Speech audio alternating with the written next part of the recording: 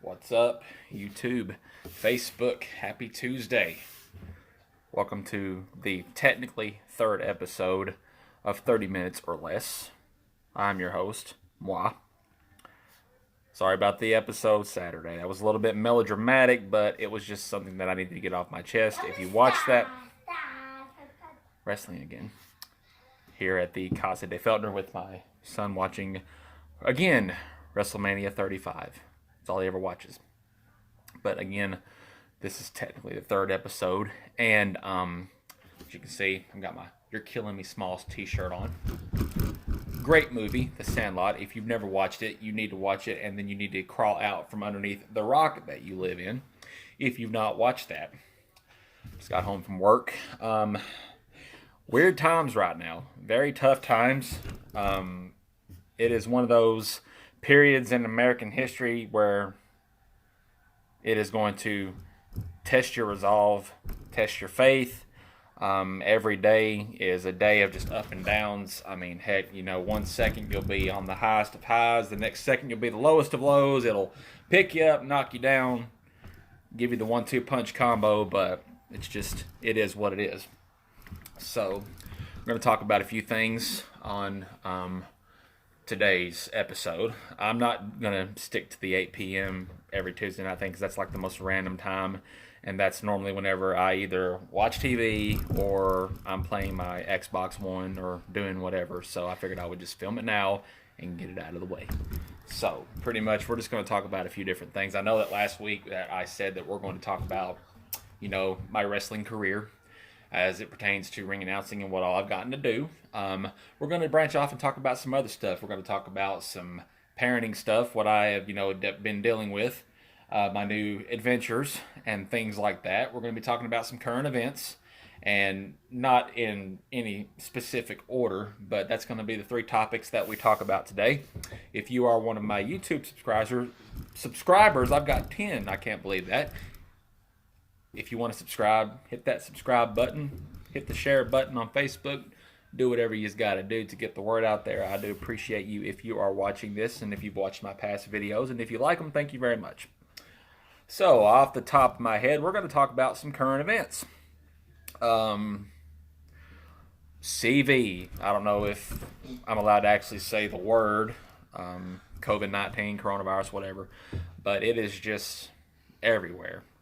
But a bit of good news for Georgia. Now, there's some that's saying it's not good news and that it's going to kill us all and all that garbage. I don't believe that. I'm sorry. I'm not one of these people that are ready to axe the governor of Georgia because he decided to lift a few restrictions, not many. It's not like he's saying, you know what, go nuts. He's just giving people, a little bit of a chance to get back out there and try to build the economy back up. Because that's really what is important. I mean, lives are important too, but at the same time, if this economy tanks anymore, then we're not going to be able to do anything.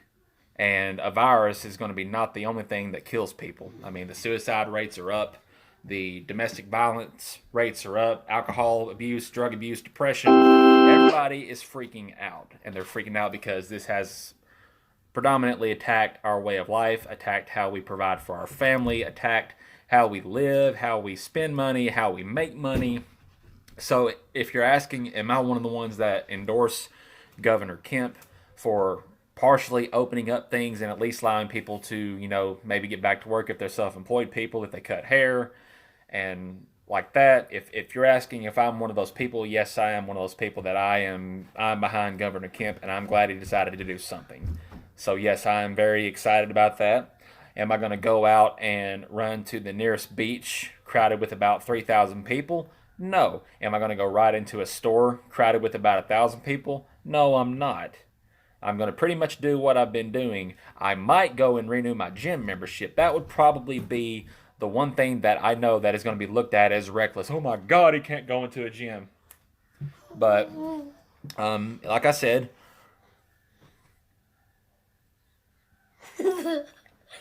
I guess this is my co-host, John Boy. Hey, John. He's a camera hog, I guess, like his father. But I've never been, an egomaniac as far as that goes. At least I don't think. If I have, tell me, please. But yes, I am very excited about what's to come as far as reopening things a little bit in Georgia, because it is essential and it needs to happen, because if we go another month like this, it's going to be bad. It's already bad. It's going to get worse. We're already in a recession. I mean, we're in a recession, but things keep going the way they are, and it's going to be a recession tapped with a depression. It's going to be combined, and it's just I'm glad. I'm going to go about it with the same respect. I'm not going to go and be an idiot, but yes, I am glad. But getting on to that, John Boy, gotta love him. Going to some parenting stuff, what I'm dealing with. I have a 3-year-old.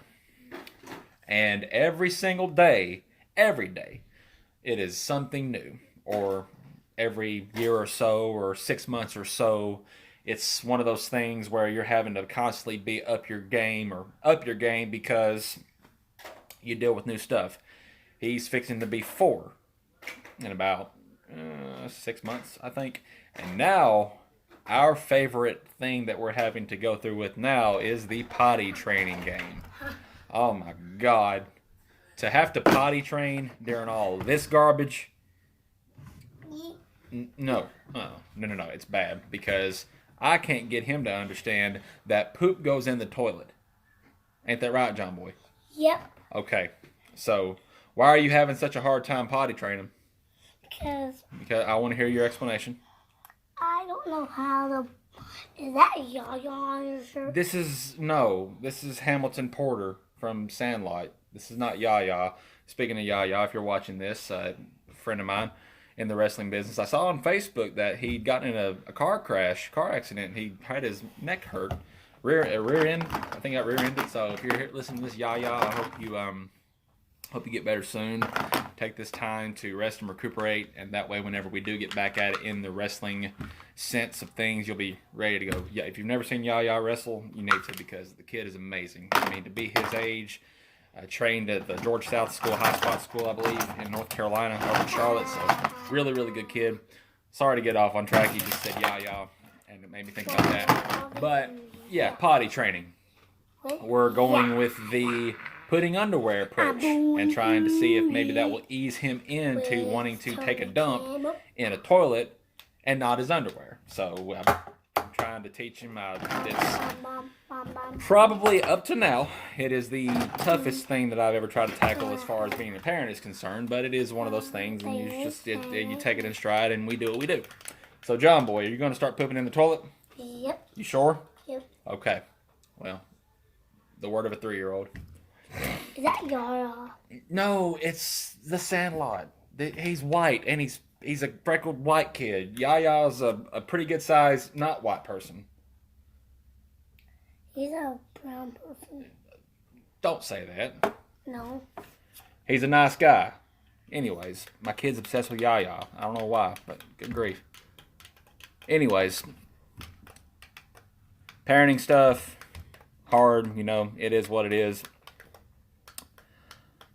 Segues into wrestling. I know that I talked a little bit in my bonus episode about wrestling. I got started in 2011. When I first moved down here in 2005, we lived in Livonia.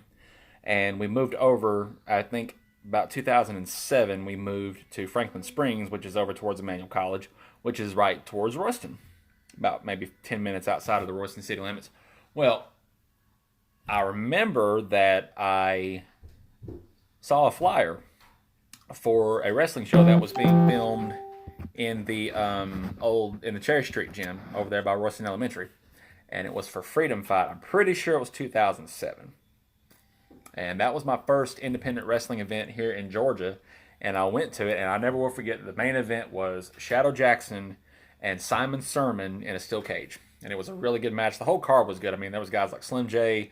You had JT Talent, Billy Buck, Don Matthews, just a really good plethora of guys. And I was like, man, these guys are good. It wasn't like, it was a really well put together independent show. Wasn't like a lot of the other independent shows that I saw in Kentucky. And I'm like, man, I'd like to do something like this one day. Well, I went on and off there for about 2 years, and then I got into being a youth pastor for my church. And obviously, whenever you commit to that, it is one of those things that it takes your time. So I took a little bit of a hiatus from APW. That was really the only show that I went to. Went to Anarchy up in Cornelia a couple times. And about 2011, I'm scrolling through APW's Facebook page because I still try to go every now and then. But there was a post on their page that said, "We are looking for a ring announcer. We're holding tryouts. Give us your name and number, and we'll contact you." Well, I said, "Yeah, you think about doing that kind of stuff." As have I ever really thought about ring announcing? So I said, you know what the heck, I can try. So I left my name and number, and I think that was on a Monday, and on a Wednesday, Jeremy Vane called me and he said, "Were you serious about being a ring announcer?" I said, "Well, yeah. I mean, I wouldn't have left my information if I wasn't." He said, "You got a suit?" I said, "I've got something like a suit." He said, "Well, we'll see you Friday." So I get there, and I'd known him, because I'd been to shows there and I talked with him, but never actually in the locker room. So I felt like, I was out of place. And I didn't know, but it was going to be their WrestleMania of sorts, their Freedom Fight, which is really weird. The first show that I went to there was a Freedom Fight, and the first show I worked was a Freedom Fight 4 years later. Main event of that was Anthony Henry and Strychnine for the Southern States Championship. So I started in 2011 with APW, and it's just been going from there. I think about 5 months of being at APW, and I got the call to start going up and getting some more training under Bill Behrens at what was NWA Anarchy. I think Franklin Dove was the owner at the time. And I worked there for about 3 years, maybe 4. Done a lot of different popcorn shows. I worked for SWA in East Denali with James Boulevard. To this day, I will say that if it wasn't for him and the vignettes that we filmed and the pre-show things that we filmed every 2 weeks, I would not be able to talk in front of a camera worth of crap. So I am indebted to him for, giving me that confidence to talk in front of a camera. And, but yeah, I worked Atlanta Wrestling Entertainment. I worked for, Robert Gibson's promotion. A lot of different places in Georgia. And in 2014, I think I actually won my first Georgia Wrestling History Announcer of the Year award. Pretty sure it was 2014.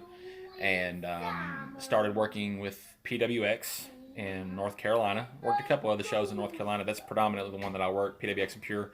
And through them, I actually got the chance to work with New Japan Pro Wrestling. Earlier last year in February, I worked a little bit on their loop.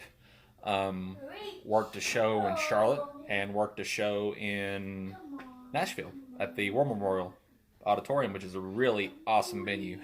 One of probably my favorite venues that I've ever ring announced in was that War Memorial Auditorium. Really, really cool place. Nice setup. The lights just kind of shine down on you, so it's really, really weird, but still cool nonetheless.